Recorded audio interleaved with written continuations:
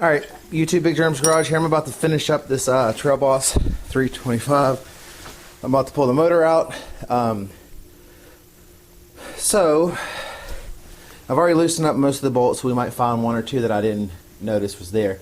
You've got a, it was a 10 millimeter bolt here holding in this ground cable. So pulled that out, 10 millimeter.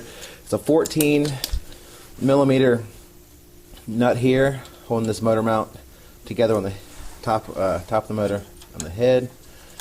And then got that one pulled out. Down here at the bottom we got another one. There's a bracket here. I'm just going to take the whole bracket off and take that off on its own in a second, but it's 14 millimeter. Pop that off. Just a bolt with a nut on it coming through, so you got to get something on the back side to hold it. There we go. That's all that was there. And then in the front there were two bolts going through a motor mount up here, which they've been pulled out. And they had a nut on the other side up front. So it was just pretty much those three locations. The front had two going through it, two 14 millimeter bolts. The back had has this bracket that actually I think probably screws into the bottom of the motor, but I undid the bolt that holds the bracket to the frame. And then up top we had the motor mount here. So the motor should be free. We'll go ahead and pull this. It's feeling like it might be caught on something still. Man, alright, let's see.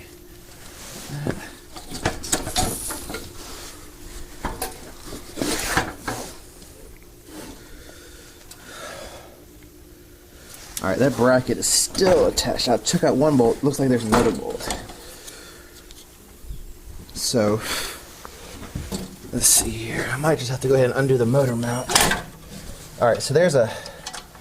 I'll just go ahead and pop this nut off of it. There's a... where's my hammer? You got the little rubber motor mount there. I was going to try to take the bracket off, but it's still got a nut and bolt on the bottom of it, so I'm just going to undo this one.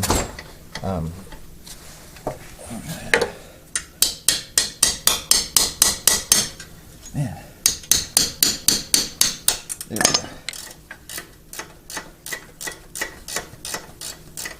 It is snowing like crazy outside today. My kids will be in here in a minute wanting to go outside, I'm sure, and go sleigh riding. So I'm trying to get as much done as I can. They're inside straightening up so we can go. Figured I'd come out here and at least get this freaking frame and stuff out of my way. I got so much junk, it's nothing really any good, it's just freaking junk that I have plans to get rid of or list on eBay or whatever. It just sits here. Yeah, it's funny. With the camera you're watching on, it allows me to show more of my garage, and my wife's like, you really want people looking around your garage at all your stuff, and it was a question I had, do I want to do that or not, and all I got is junk. I mean, I don't really know. I mean, nothing in here runs, and most of it's blown up motors or something like that. So, I don't know. Alright, that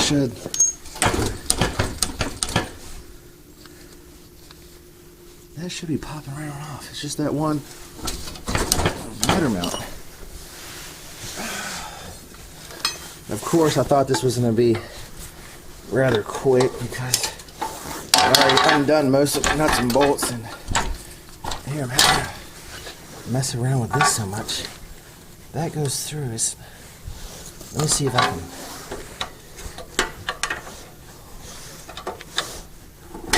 There we go. I need to somehow. Let's see. Put these here. It's just, I got so heavy and there we go. So I just had to pop that bolt out of the bracket. Alright, now she should come out. There we go. And it leaked a little bit of oil out of it earlier, so got to be careful how I set it.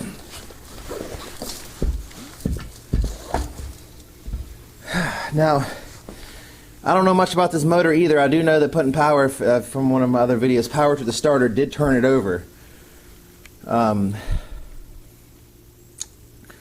So it's going to be hard. I can't sell it as a running motor. I'm going to have to say that I really don't know what's up with it. Alright. So I won't be able to get as much as I would have liked to have gotten out of it, but whatever. Like I said in my other video, I paid like $100, $150 for this thing, and I got the motor, the transmission, and electronics and stuff. So, alright, well that'll probably be it for the video on this one. What I'm going to do now is go ahead and pop out the brake lever and the shifter and probably the steering column maybe, and then be done with that. Some of you might be curious as to why this bar here was removed, and when I first saw it I was like, well, maybe it had the VIN number on it. You know, I mean, it's just kind of odd. I don't know exactly what would have been attached to it to where they would needed to cut it, but the VIN number on this is actually located right down here. And it's there, and I can read the numbers. I'm actually going to use it to figure out exactly what year this is in just a little bit, so I can list the parts like normal, correctly on eBay. So I don't know exactly what was here. Well, if they just needed, they took something off here as well. The guy that I bought it from said he got it from the guy down the street from him in a tray for something. It was like this. He said that it had been wrecked, that they took the front end stuff off of it, and he said that the some of the electrical components were missing. There was just a parts four-wheeler at that point. So who knows? So the wires were all cut up and stuff, and some things were missing. The brakes lines have all been cut. I don't know if they were planning on getting the motor out and they thought maybe it would be easier to cut that bar out of it. But like I said, when you see something like that, your first thoughts is maybe it's stolen. But like I said, if it had a VIN number on it, then, you know, there's a VIN number at the bottom. So I don't know. I don't think there's a VIN number here and a VIN number there. We would have thought it would just be one place. But it's definitely a VIN number right there. So I don't think that was the plan. You never know buying stuff off Craigslist what people are doing. That's why whenever I buy anything, I make sure I get a bill of sale.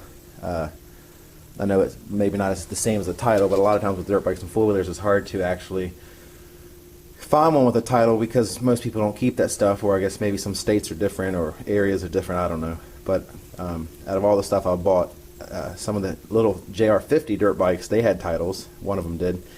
But pretty much nothing else. It's hard to come by.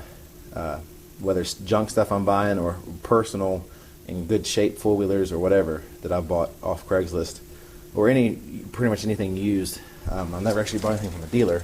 Maybe they'd have a title, but always get a bill of sale just so you're covered. All my stuff's got bill of sale, so if nothing else, at least I got the information about the person that I bought it from. But alright, well, thanks for watching. Check back later on. Here's my plan for today, and I know probably not that many people will watch this and actually be waiting for it, but we'll see. Pop off the last couple things on here, get this out of the way. I'm going to pull that KTM over here at some point this weekend, pop the top end off of it, and see exactly what's up with the top end, see if the piston's damaged, or hopefully it's just rings, hopefully the cylinder's not messed up. That's one goal. And then I got a bunch of stuff listed on eBay, and I've got the Honda 250 TRX, the 1986 that I'm going to pull in, and I'm actually going to be taking that apart as well. So stay tuned for that. Hopefully maybe that interests some of you. One other thing, and maybe you do this, but attached to my YouTube channel, I've got a blog that you can go to my About page for my channel. I've actually started posting more stuff on there, videos or little maybe paragraphs I've written in a bunch of different videos. I did one about different ways to get rust out of gas tanks, because I've got a couple videos on that and some other stuff. I was looking at it, and last time I had posted was 4 years ago. So I've started putting some more posts on there as well. Alright, well, take it easy, and if you're anywhere near where the snowstorm is, be careful.